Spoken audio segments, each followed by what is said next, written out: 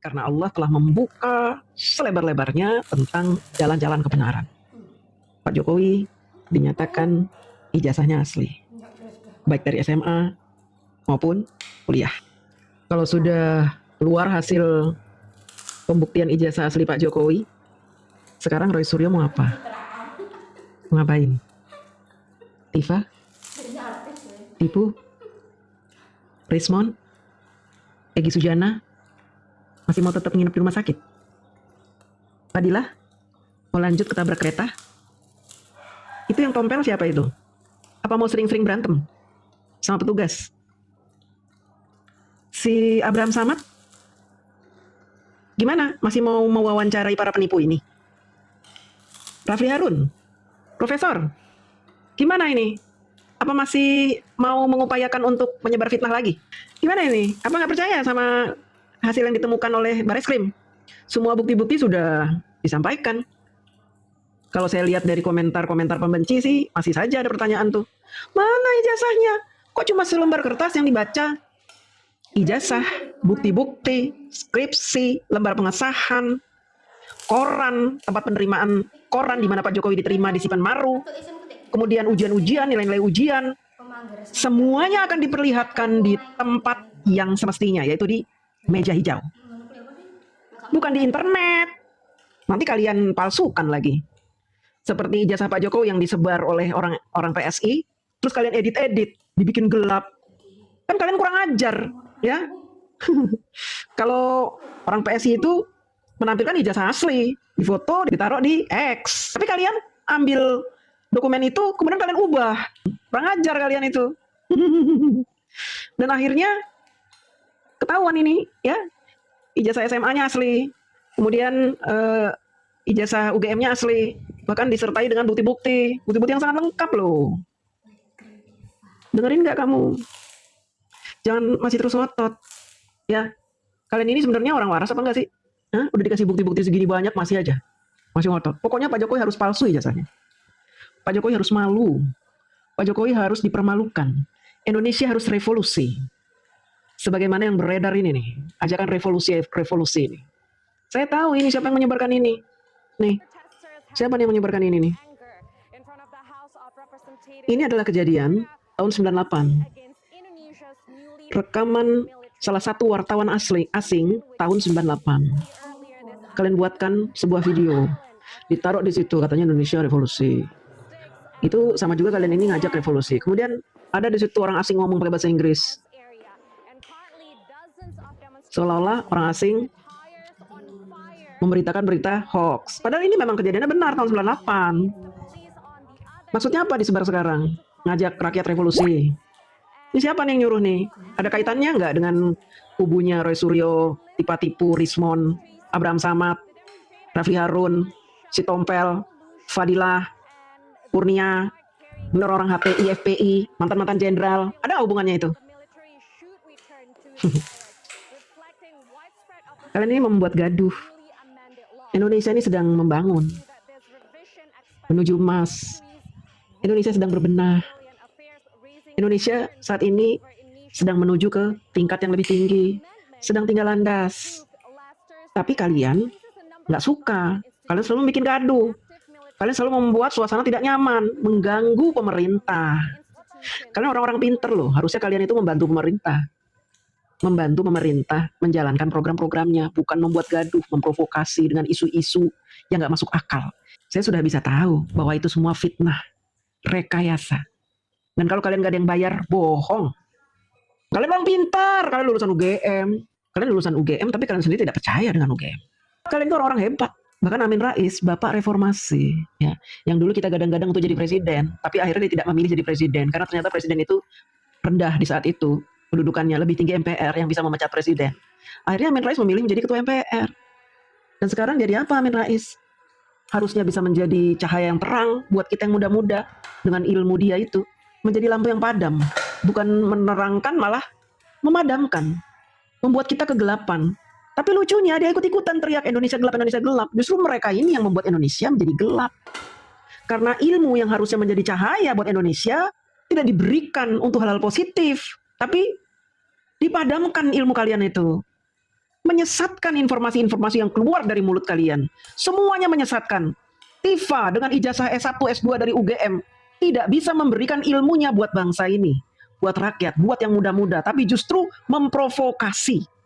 Ini contohnya. Nah, mencari semua ini adalah sebuah konspirasi yang membuat UGM itu menjadi korban. UGM itu menjadi korban. Jadi sekarang kita coba selamatkan sama-sama. Menurut saya juga Bapak Ibu dan saya teman-temannya, saya juga bilang teman-temannya Pak Jokowi ya, Bapak dan Ibu yang alumni Fakultas Kedokteran 1980 itu nggak usah juga jadi tameng. Karena nggak perlu juga, nggak penting juga gitu loh. Memperlihatkan ijazah, memperlihatkan foto-foto kami lagi dibunuh dan segala macam. Menurut saya ini sudah diidentifikasi loh, itu bohong loh, gitu kan. Ya, anak-anak bohong loh ya. Ini Pak Jokowi, biarkan beliau itu menyelesaikan persoalannya sendiri. Oke, nggak usah ikut-ikut. Menurut saya pribadi jangan aja. Nggak usah bikin statement apapun yang nanti jadi blunder. Pak kita rugi. Teman-teman alumni UGM juga biarkan saja. Beliau kan sudah diangkat sama kita semua jadi presiden, sudah menikmati kekayaan dan kemasyhuran luar biasa, sudah cukup. Dia berusaha memprovokasi UGM supaya tidak mengatakan bahwa ijazah Pak Jokowi asli. Sok dia ngancam-ngancam UGM. Nggak usahlah UGM mengatakan ijazah Pak Jokowi asli. Kita kan sudah memberikan jabatan yang tinggi kepada Jokowi sampai presiden loh. Sudah cukup itu jabatan presiden. Kita kan sudah memberikan jabatan presiden. Tifa, yang memberikan jabatan presiden bukan kamu. Kok ngaku-ngaku? Kamu milih Pak Jokowi aja enggak? Ngaku-ngaku kamu. Oh, kalau dulu kamu pilih Pak Jokowi mungkin ya periode pertama ya, karena kamu memang menggilai Anies kan, Anies Baswedan. Ketika Anies dipecat, terus kamu tiba-tiba benci sama Pak Jokowi kan? Terus kamu gabung deh sama FPI, HTI. Tuh kamu siapanya Anies sih? Sampai segitunya. Anies dipecat dari kabinet, kamu ikut-ikut benci Pak Jokowi. Kamu tersakiti. Kamu apanya Anies, Tifa? Terus sekarang gimana kamu ini? Setelah polisi bilang ijazah Pak Jokowi asli. Hah? Mau ngadu kemana? Ke Perserikatan Bangsa-Bangsa? Atau ke Komnas Satwa Liar? Atau kemana nih? Ke Komnas orang-orang sakit jiwa? Pak Anies dipecat dari menteri, kamu langsung berjuang untuk Pak Anies. Sampai halu begitu. Pak Anies tidak butuh jabatan di Indonesia. Pak Anies dibutuhkan oleh negara. Perang dunia ketiga itu Pak Anies dibutuhkan dunia internasional. Kamu pikir Anies Baswedan itu Imam Mahdi? Ngawur kamu ini. Saya kasih tahu ya. Jangan lagi kamu membacot di media sosial soal ijazah ini, karena sudah terbukti kamu bohong. Terbukti kamu merekayasa kegaduhan ini bersama teman-teman kamu itu. Sudah stop. Nanti kami akan minta polisi untuk mengkerangkeng kamu. Sakit jiwa ini, sakit jiwa tapi dipamerkan di ruang-ruang publik. Dan media massa memberikan kalian panggung. Memamerkan kegilaan kalian itu. Orang sakit jiwa diundang di ILC, di INews. Nih untuk media-media juga nih ya. Tolong media-media. Orang-orang gila seperti Tifa, Roy, Egy Sujana, Fadila. Itu orang gila semuanya itu. Ada-ada. Ngarang-ngarang orang halu. Kenapa diberi panggung? Judulnya saja rakyat bersuara. Yang kalian tampilkan orang gila bersuara. Karena kami miris melihat bangsa ini diobrak-abrik setiap hari oleh orang-orang model Tifa, Roy Suryo, Egy Sujana, orang FPI, HTI. Bahkan kalian beri panggung pengacara tidak sopan itu, siapa itu yang tompelan itu. Kalian berikan panggung dia mencak-mencak. Kenapa? INews itu menjadi turun harga dirinya kalau memanggil ibu-ibu seperti saya. ILC menjadi rendah derajatnya kalau memanggil YouTuber-YouTuber ini. Menjadi rendah. Takut gak ada yang nonton. Hey, harus adil dong. Oh, kami juga mendatangkan ini kok. Ini. Ya mereka-mereka aja yang kamu panggil. Kita-kita pernah dipanggil nggak? Harusnya kalian itu menampung suara rakyat, benar-benar rakyat yang gelisah setiap hari. Karena dikotori oleh cerita-cerita bohong dari orang-orang pintar itu. Yang ngaku pintar itu, yang ngaku sekolah tinggi. Yang membodohi rakyat. Kalian kasih panggung orang-orang seperti itu. Artinya apa? Kalian itu ikut-ikutan membuat gaduh Indonesia. Kalau zaman Pak Soeharto, sudah diberendel kalian itu, bikin gaduh. biarkanlah negara ini maju. Kenapa sih nggak suka ngeliat Indonesia maju? Kenapa media-media ini mencari rating itu hanya dengan cara-cara yang kotor, licik, busuk? Mengundang orang-orang seperti itu, mengotori pikiran orang-orang awam, membuat orang pusing. Akhirnya orang-orang bodoh bercerita di media sosial tentang ijazah Pak Jokowi. Saya yakin ijazah Pak Jokowi palsu. Sok tahu. Saya percaya dengan Roy Suryo. Tidak ada satupun temuan Roy Suryo yang terbukti benar. Kacau semuanya temuan Roy Suryo itu. Karena dia bukan ahli. Dia itu cuma apa? Tukang bacot. Nggak ada keahlian dia. Cendekiawan. Sudah dia membuat temuan apa? Kalau meneliti bokep, jago dia. Tapi masih diberi panggung, bahkan teriak-teriak di atas panggung. Perhatian ini untuk media-media ini ya. Kalau kalian tidak bisa mengatur orang-orang yang datang, jangan salahkan YouTuber-YouTuber terus bersuara. Karena ini hak kami untuk bersuara. Kalian bikin gaduh, kami membungkam mulut kalian. Kegaduhan yang tercipta selama kurang lebih 3 tahun belakangan ini oleh kaum pembenci, oleh orang-orang yang punya titel tinggi, bererot, cukup membuat kita pening, membuat kita bingung. Kegaduhan ini sengaja memang diciptakan oleh kelompok pembenci. Tapi mereka lagi-lagi berkelit ketika kita sebut mereka ini kaum pembenci. Oh, saya ilmuwan, saya peneliti. Loh, saya ini pengamat. Saya ahli hukum tata negara. Saya mantan menteri. Saya doktor. Saya ahli forensik. Bukan karena saya benci. Nah terus, tujuan kalian mengotak-atik ijazah Pak Jokowi untuk apa? Apa kepentingannya? Apa untungnya? Kami membela rakyat. Rakyat yang mana? Kami tidak butuh ijazah Pak Jokowi diperlihatkan di muka publik. Tidak butuh. Karena kami yakin Pak Jokowi mustahil memalsukan ijazahnya. Lalu kalian datang, ingin meyakinkan kami, para pendukung Pak Jokowi, bahwa Pak Jokowi ini adalah penipu, pendusta, pemalsu ijazah. Ya kan? Sayangnya kami tidak percaya. Dan akhirnya dunia medsos dibuat gaduh. Orang-orang banyak yang meragu dengan ijazah Pak Jokowi. Orang-orang pintar, banyak juga yang bertanya, benar nggak sih ijazah Pak Jokowi asli itu? Kok kayaknya penelitian dari Roy Suryo, Rismond, Dr. Tipa ini meyakinkan sekali. Emang kalian ini orang-orang brengsek. Kalian pasti punya misi dong melakukan ini. Misi kalian tidak hanya membuat gaduh dong. Kenapa memilih menjadi provokator, menjadi tukang tipu, menjadi tukang bacot yang dipanggil dari TV ke TV, podcast ke podcast? Kenapa memilih itu? Tentu karena cuannya gede. Nggak mungkin tanpa cuan mereka mau melakukan perbuatan bodoh seperti ini. Tidak mungkin. Tidak mungkin orang-orang pintar, orang-orang hebat ini mau melakukan pekerjaan-pekerjaan haram seperti ini kalau tidak ada cuannya. Nggak mungkin. Apakah kalau nanti negara kita kacau setelah mereka membuat berita-berita bohong, lalu mereka dapat jabatan gitu? Apakah begitu? Yaitu halunya mereka seperti itu. Mereka berharap kalau negara kita kacau, terjadi revolusi, maka otomatis negaranya akan bubar. Prabowo, Gibran akhirnya diturunkan. Berharap revolusi. Tanpa revolusi mereka tidak bisa menurunkan Prabowo, Gibran. Kalau revolusi sudah terjadi, mereka berharap bubar ini pemerintahan. Tapi ingat, sudah ada 8 poin yang sudah mereka kemukakan ke ruang-ruang publik. Di antaranya kembali lagi ke Undang-Undang Dasar 1945.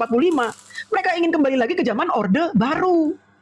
Sehingga nanti yang memilih presiden dan wakil presiden MPR. Nih, saya kasih gambarannya. Mereka melakukan ini supaya negara ini chaos, kacau. Terjadi revolusi. Setelah revolusi, nanti para jenderalnya akan maju nih. Dengan Habib-Habib ini. Dengan aktivis-aktivis yang bacotnya kencang ini ya. Ulama-ulama dengan jubah-jubah panjang itu. Wah, seolah-olah mereka ini mau memerankan seperti di era sebelum kemerdekaan. Sebelum kemerdekaan ketika ingin membentuk negara ini kan melibatkan ulama-ulama dan cendekiawan-cendekiawan. Makanya mereka jauh-jauh sudah ngaku, saya cendekiawan. Roy Suryo ngaku cendekiawan, Tifa ngaku cendekiawan, Rismond ngaku cendekiawan. Nanti supaya nanti dilibatkan ketika negara kita sudah kacau, pemerintahnya udah dihancurkan, nanti muncul nih cendekiawan-cendekiawan nih, wah akan dimajukan bersama jenderal-jenderal itu mantan jenderal, bersama Habib-Habib, akan membentuk negara lagi yang baru. Kembali lagi ke UUD 45, MK bubarkan. Nggak usah pemilu ulang boros. Udah kita balik lagi ke UUD 45, nanti langsung kita angkat ketua MPR-nya siapa tuh? Amin Rais jadi ketua MPR. Nanti Amin Rais yang nunjuk siapa yang jadi presidennya. Langsung tunjuk tuh Abah Anies Baswedan, Imam Mahdi.